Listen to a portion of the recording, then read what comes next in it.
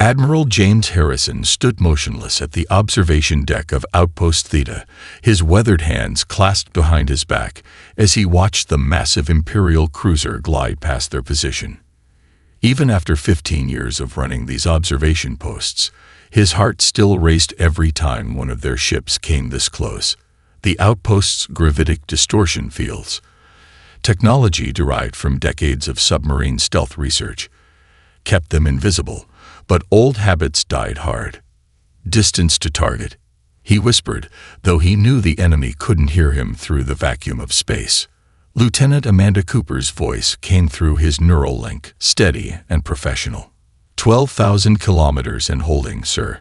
Their scan patterns remained consistent with standard Imperial patrol protocols. Harrison allowed himself a small smile. The Empire's rigid adherence to procedure had been their greatest gift to humanity. 15 years of watching them follow the same patterns, use the same tactics, and maintain the same blind spots had given Earth's forces an unprecedented advantage. "Signal analysis coming in, Admiral," reported Commander Marcus Webb from his station. "They're using the same encryption algorithms we detected last month. No adaptations or improvements."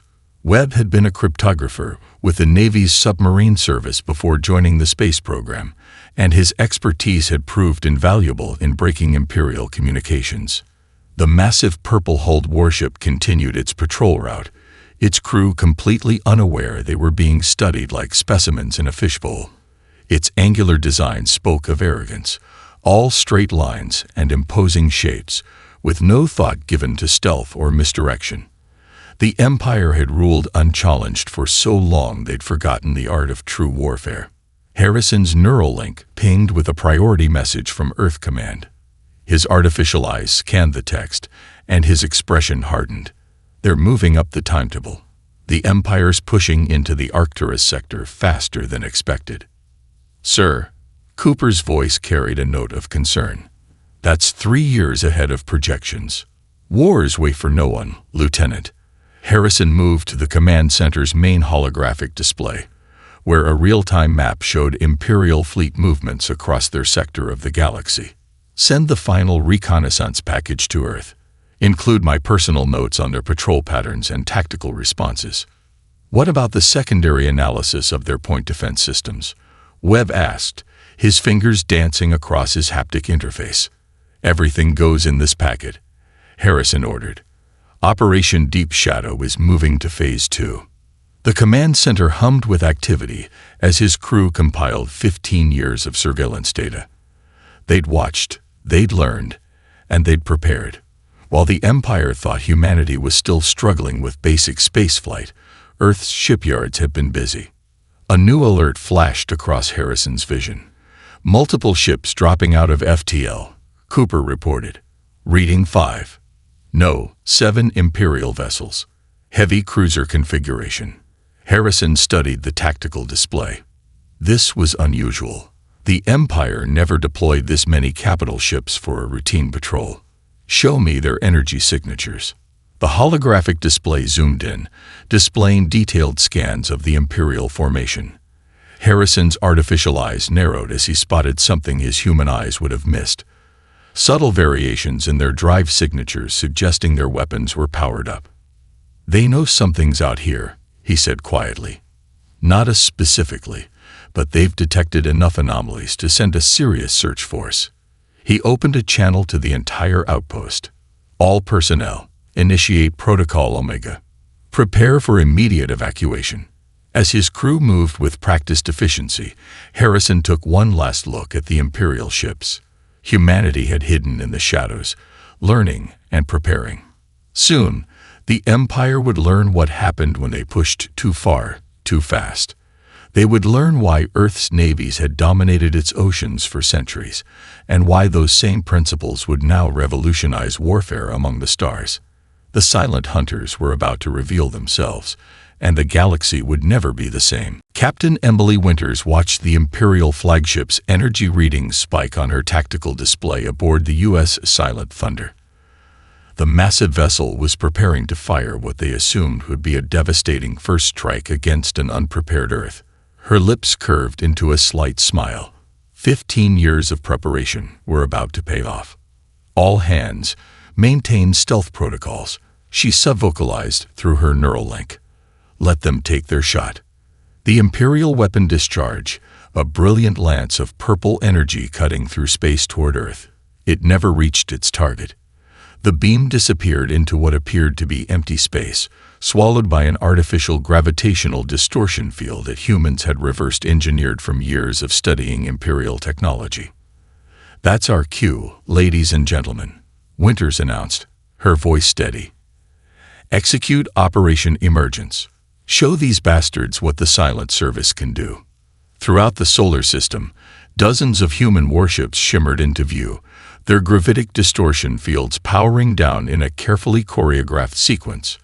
The Silent Thunder led the revelation, her sleek hull design bearing little resemblance to Imperial vessels. Where their ships were angular and imposing, human vessels were smooth and streamlined, optimized for stealth and maneuverability in three-dimensional space. Lieutenant Michael Hayes monitored the enemy's reaction from his tactical station. Captain, detecting massive power fluctuations in their fleet. They're trying to bring weapons to bear, but their formation's falling apart. They've never had to fight someone who could actually hit back, Winters observed. Weapons free, pattern Delta 6. Let's show them what happens when you threaten Earth. The Silent Thunder's main battery came online, unleashing a barrage of magnetically accelerated projectiles. Unlike the Empire's energy weapons, these rounds were nearly impossible to detect until impact. The Imperial flagship's shields flared brilliant purple as they struggled to deflect the unexpected attack. Multiple hits confirmed, Hayes reported, excitement bleeding into his professional tone.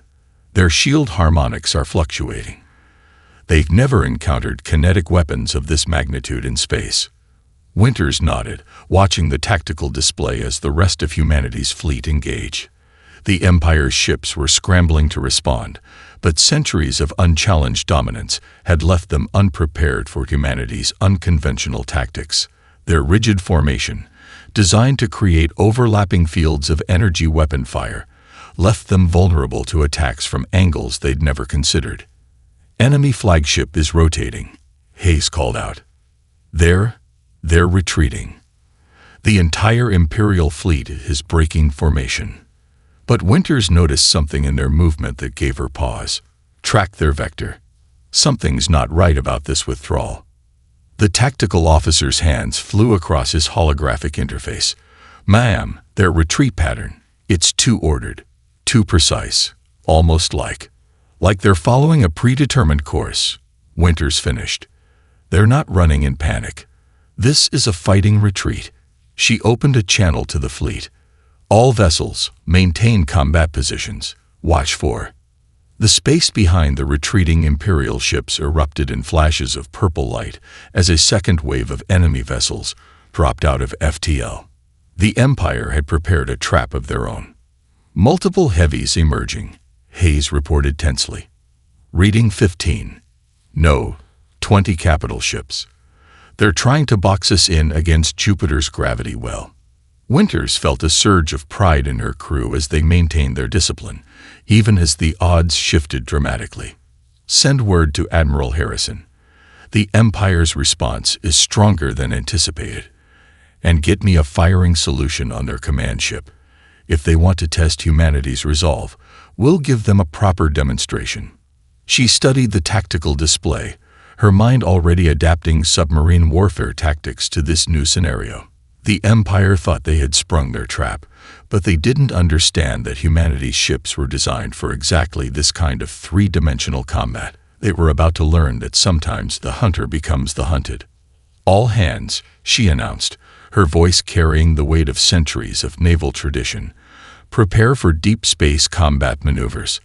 Let's show the Empire why Earth's navies were never conquered. Admiral Jessica Blackwood stood in the cavernous command center carved into the heart of Eris, watching as Operation Deep Shadow's final phase commenced. Massive holographic displays showed thousands of workers powering up systems that had lain dormant for decades, hidden within the dwarf planet's hollow interior. Status report, she ordered, her voice carrying the authority of 30 years in the submarine service. Commander Ryan Foster, her XO, consulted his neural feed. All shipyards reporting ready. Admiral, the gravitational masking fields are holding steady. No sign of Imperial detection. Blackwood nodded, her artificial eyes scanning real-time data streams from the battle near Jupiter. Captain Winters and the advance fleet were putting up one hell of a fight, but they needed reinforcement. Begin launch sequence. Wake the ghosts. Throughout the Kuiper Belt, hundreds of hollowed-out asteroids began to crack open like cosmic eggs. Each contained a fully equipped warship, built in absolute silence over 50 years. The vessels emerged into the void, their stealth systems already engaged, their crews ready after years of simulation training. First wave launching now, Foster reported. U.S. Leviathan, U.S. Kraken, U.S. Nautilus, all reporting optimal status. The ships were beautiful in their deadliness, sleek predators designed by generations of naval architects who understood that space warfare and submarine combat shared the same fundamental principles. Each vessel incorporated lessons learned from centuries of underwater warfare, adapted for the cosmic deep. Mom, Lieutenant Sarah Parker's voice cut through the command center. Imperial scout drone detected at the edge of the Kuiper Belt. It's already transmitting. Blackwood's expression hardened. Show me. The tactical display shifted, highlighting a small Imperial probe. It had stumbled upon the emergence of humanity's hidden fleet, exactly what they'd spent 50 years trying to prevent. Time to intercept, she asked. 3 minutes before our nearest vessel can reach it, Parker reported. But its transmission will reach the Imperial fleet in 70 seconds. Blackwood allowed herself a grim smile. Then we do this the hard way. Signal all vessels. Operation Deep Shadow is now Operation Thunderbolt. Launch everything. Maximum combat speed. If we can't hide anymore, we'll make damn sure they remember our revelation. The launch sequence accelerated. Hundreds of ships broke cover simultaneously, their engines igniting in a synchronized display that lit up the Kuiper Belt like a new constellation. The sight was magnificent and terrifying. Imperial probe's transmission confirmed received by their fleet, Parker announced. They're redirecting forces from the Jupiter engagement. Good, Blackwood said, surprising her crew. Let them come. Signal Captain Winters. Tell her to begin her withdrawal. Make it look costly. Make it look desperate. Let them think they've won the first round. Foster looked up from his station. Setting a trap, Admiral. The Empire's about to learn why you never corner a submarine, Blackwood replied. Especially when it has friends they don't know about. She opened a channel to the fleet. All vessels. This is Admiral Blackwood. For 50 years, we've trained in silence. We've prepared in shadow. Every simulation, every drill, every midnight watch was for this moment. She paused, watching as her ships formed up into attack formations practiced countless times in virtual reality. The Empire thinks they know war because they've dominated those too afraid to fight back. They're about to learn what happens when they face an enemy who spent centuries perfecting the art of undersea combat. Today we bring those lessons to the stars. The first reports of Imperial capital ships advancing toward the Kuiper Belt appeared on the tactical displays. Blackwood felt the familiar surge of adrenaline, the hunter's excitement she'd known from her days commanding nuclear submarines in Earth's oceans. All vessels, battle formations, she ordered. Let's remind the galaxy why Earth's navies were feared in every ocean. Execute combat maneuver Submariner's Revenge. The trap was set. The hunters were ready, and the Empire was about to learn why you never underestimate humans with a plan 50 years in the making. Commander Thomas Storm Reynolds felt the familiar rush of adrenaline as his wolf pack of stealth destroyers cut through the void. The U.S. Hammerhead led 2 sister ships, Barracuda and Seawolf, through the debris field that was once an Imperial patrol group. Their modified Sylvanera arrays, repurposed to detect gravitational waves, painted a perfect picture of the space around them. Contact, bearing 347 Mark 28, Lieutenant Jack Morrison reported from the sensor station. Capital ship, Dominion class. They're searching for us, but their active scans are passing right through our distortion field. Reynolds smiled. The Empire still hadn't figured out how their prey was tracking them. Time to show them why they call us the Silent Service. All ships, execute attack pattern depth charge alpha. The 3 human vessels split apart, their movements coordinated with precision, born from countless hours of training. They were hunting the hunters, using tactics perfected during the Cold War's submarine chess games. They're launching scout drones, Morrison announced. Standard Imperial search pattern. Predictable as always, Reynolds muttered. Status of our gravitational wakemaskers. Operating at 98%, sir. We're ghosts. The Imperial capital ship continued its sweep, unaware it was being surrounded. Its powerful energy weapons and shields were optimized for head-to-head combat, not the 3-dimensional ambush tactics humanity had perfected beneath Earth's oceans. All ships, arm Mark VII gravitational charges, Reynolds ordered. Let's show them how we dealt with submarines during World War III. The charges were a nasty piece of work. Devices that created localized gravitational distortions strong enough to tear a ship apart. The Empire had never encountered anything like them, which made their effectiveness particularly devastating. Charges armed. Barracuda and Seawolf in position. Reynolds watched the tactical display, waiting for the perfect moment. The Imperial ship's search pattern was about to bring it right where they wanted it. On my mark. 3, 2, 1. Execute. The 3 destroyers launched their charges simultaneously. The weapons detonated in a precise pattern, creating a gravitational shear that caught the Imperial vessel in a deadly vice. Its shields, designed to deflect energy weapons, were useless against the fundamental forces of space-time being twisted around it. Direct hit, Morrison called out. Their primary power core is destabilizing. There. Multiple contacts. Lieutenant Sarah Rodriguez interrupted from her station. First Fleet signatures detected. Reading 15 capital ships dropping out of FTL. Reynolds' eyes narrowed as he studied the new threats.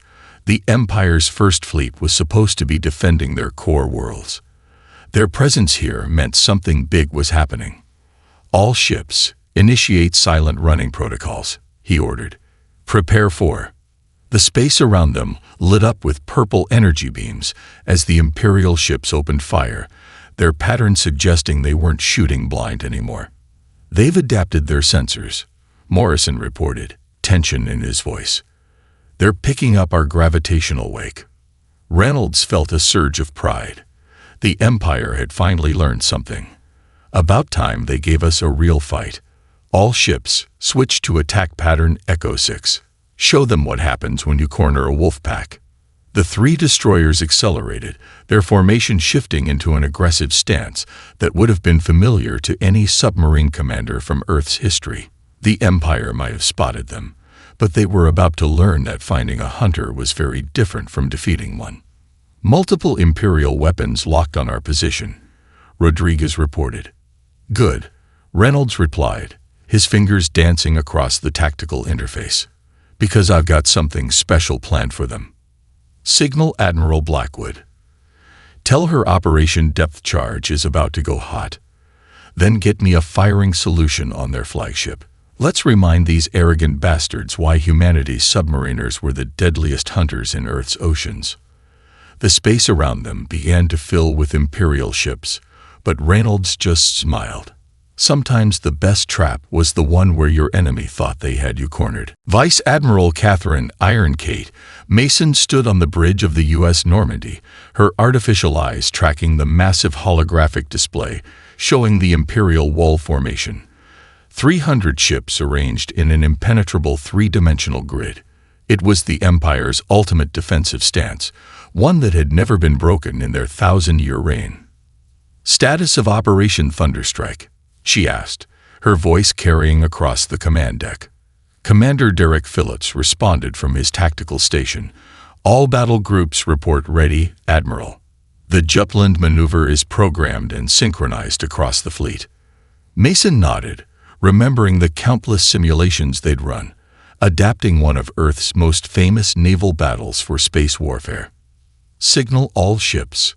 Execute primary attack phase. The human fleet moved with practiced precision, their formation appearing chaotic to Imperial tacticians, but following a carefully orchestrated plan. The Empire's wall formation began tracking them, energy weapons charging. "They're taking the bait," Phillips reported. "Their center is rotating to face our apparent main thrust." "Just like Jutland," Mason murmured. "They never learned that the obvious attack is usually a feint." She opened a fleet-wide channel. "All ships, execute Phase 2. Show them why you never present a rigid formation to a flexible opponent." The human fleet suddenly split into 3 distinct groups, each attacking from a different vector. The Imperial Wall, designed to concentrate overwhelming firepower in a single direction, couldn't adapt quickly enough to the multi-pronged assault. First breach in their line. Lieutenant Amy Reeves called out from her station. "Battle Group Seahawk is through." The Imperial formation began to fragment as human ships slipped through gaps their doctrine said couldn't exist. Mason watched with satisfaction as centuries of naval tactical evolution proved superior to the Empire's stagnant strategy. Multiple Imperial capital ships breaking formation, Phillips reported. "They're trying to." "Admiral, high-energy signature detected. Bearing 030 Mark 12. Mason's enhanced vision caught the threat before her crew could highlight it. An Imperial dreadnought, easily 3 times the size of her flagship, had slipped through the chaos. It was on a direct course for the civilian colony ships they were protecting. "Like hell," Mason growled. "Helm, plot intercept course. Engineering, divert all available power to forward shields." The U.S. Normandy broke formation, accelerating to place itself between the dreadnought and the vulnerable colonists. The Imperial ship's energy weapons blazed, their purple beams striking the Normandy's reinforced shields. "Shields at 60%. Reeves shouted over the blare of damage alarms. "We can't take another hit like that." Mason's hands gripped her command chair. "We won't have to. Target their primary weapon nodes with gravitic charges. Time on target with our kinetic batteries. Show them what happens when you threaten civilians under our protection." The Normandy's response was devastating. Gravitic charges disrupted the dreadnought's shield harmonics just as magnetically accelerated rounds struck their now exposed weapon systems. The massive Imperial ship listed to port, secondary explosions rippling along its hull. "Status of the civilian ships," Mason demanded. "Clear of the combat zone," Phillips confirmed. "But Admiral, our shields are failing. We have multiple hull breaches on decks 4 through 7. Mason watched as the battle continued to unfold around them. The Imperial Wall was shattered, their formations broken by humanity's adaptation of classical naval warfare to 3-dimensional space. But victory had come at a cost. "Signal the fleet," she ordered, even as damage control teams fought to keep the Normandy together. Tell them that the wall has fallen. Execute final phase of Operation Thunderstrike. Show these bastards that humanity's naval tradition didn't survive for centuries by being predictable." As her crew fought to save their ship, Mason allowed herself a grim smile. The Empire had just learned a lesson written in blood across Earth's oceans. Never assume that a defensive line is unbreakable, especially when facing an enemy who specialized in finding the gaps no one else could see. Admiral William Deep Six Anderson watched from the bridge of the U.S. Nautilus as his crews finished positioning the last gravitational manipulator within the Cirrus asteroid field. Decades of playing cat-and-mouse games with Soviet submarines during the Cold War had taught him the value of patience and the devastating effectiveness of a well-laid trap. Final manipulator calibrated and online. "Admiral," reported Commander Lisa Hendricks, her fingers dancing across the holographic interface. "The gravitational web is complete." Anderson nodded, his weathered face illuminated by the tactical display showing hundreds of asteroids, now secretly weaponized. "Status of the Imperial main fleet. Pursuing Battle Group Delta as planned, sir," Lieutenant James Warren answered from his station. They took the bait. 87 capital ships, including 3 dreadnoughts. They think they're chasing down our wounded. Wounded sharks are still sharks, Anderson muttered, remembering an old submarine warfare maxim. He opened a channel to the hidden ships of his task force.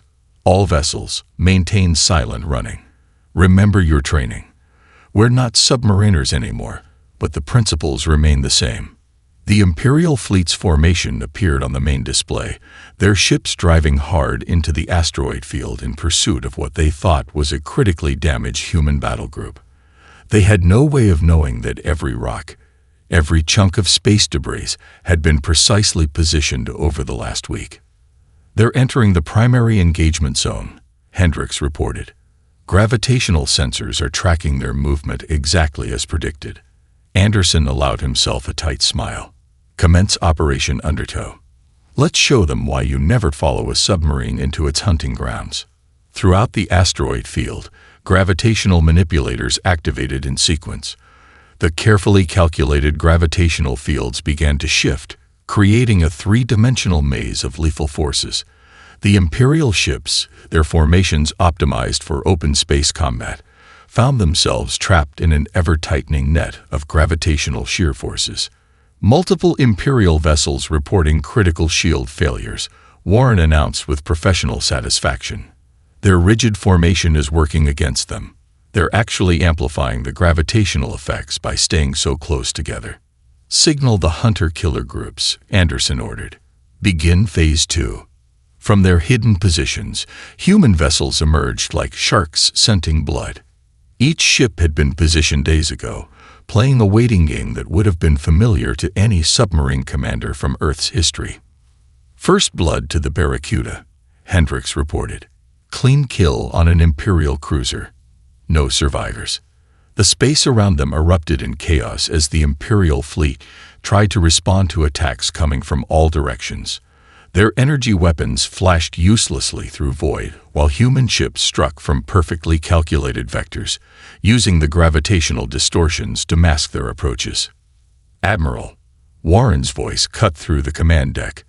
Detecting massive energy spike from the Imperial flagship. They're preparing to detonate their core. Anderson's eyes narrowed. Clever bastards. They'd rather destroy the entire asteroid field than admit defeat. He keyed his neural link. All ships, execute Emergency Protocol Delta. Prepare for. The tactical display suddenly blazed with new contacts. A previously undetected Imperial battle group had emerged from FTL at the edge of the combat zone. Relief force, Anderson said grimly. They're not as predictable as we thought. He studied the tactical situation for 3 seconds before making his decision. Signal Admiral Blackwood. Tell her the Empire has played their trump card. A chorus of acknowledgments echoed through the command deck as his crew rushed to implement his orders. Anderson watched the battle unfold with the calm demeanor of someone who had spent decades playing the most dangerous games imaginable beneath Earth's oceans. Sir, Hendricks asked quietly. Your orders. Anderson's expression hardened into one of grim determination. Prepare for close-quarters combat, Commander. If they want to learn how submariners fight when cornered, we'll give them an education they'll never forget. Commander Rachel Martinez stood in the converted cargo hold of the resistance carrier Shadow's Grace, watching as alien crew members practiced modified naval combat maneuvers in virtual reality pods. The blue-skinned Arctians and crystalline Vex had proven to be quick studies, their natural abilities complementing Earth's combat doctrine in unexpected ways. Your species' submarine warfare concepts are remarkable, said Kittel, a former Imperial captain who had defected after witnessing humanity's victories. His crystalline form shimmered as he studied the training data. We never considered using gravitational waves the way you use ocean currents. Sometimes the best innovations come from limitations, Martins replied, remembering her own days training beneath the Pacific. Earth's oceans forced us to think in 3 dimensions long before we reached space. An alert flashed across her neural link. Speaking of which, she said, turning to the tactical display, looks like we get to put that training to use. Imperial Patrol Group, heading right for the Nexus colonies. The Resistance fighters moved with practiced efficiency, their movements showing the results of weeks of intensive training. The Shadow's Grace and its escort ships powered up their modified stealth systems, preparing to implement humanity's hit-and-run tactics. Enemy formation analysis complete, reported Lieutenant Maya Chen from her station. 6 destroyers, 2 cruisers. Standard Imperial search pattern. Martinez nodded. Just like we practiced. Cool. Take your team and prepare for Phase 1. Show me what you learned about running silent. The Resistance ships split into 2 groups, using the lessons learned from centuries of submarine warfare.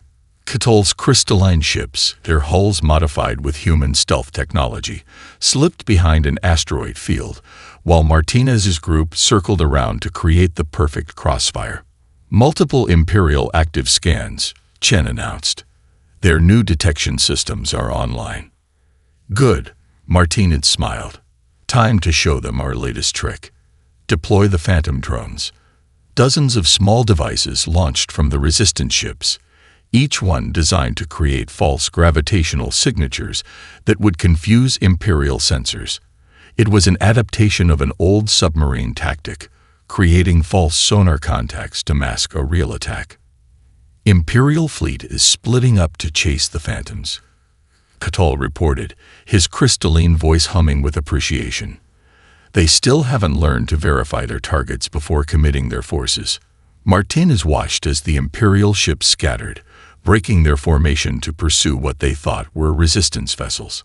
All ships, execute attack pattern Sigma. Let's remind them why you never split your forces against a submarine wolf pack. The Resistance fleet struck with devastating precision. Ctul's ships emerged from the asteroid field, their modified weapons taking advantage of the gaps in Imperial shields that human intelligence had identified.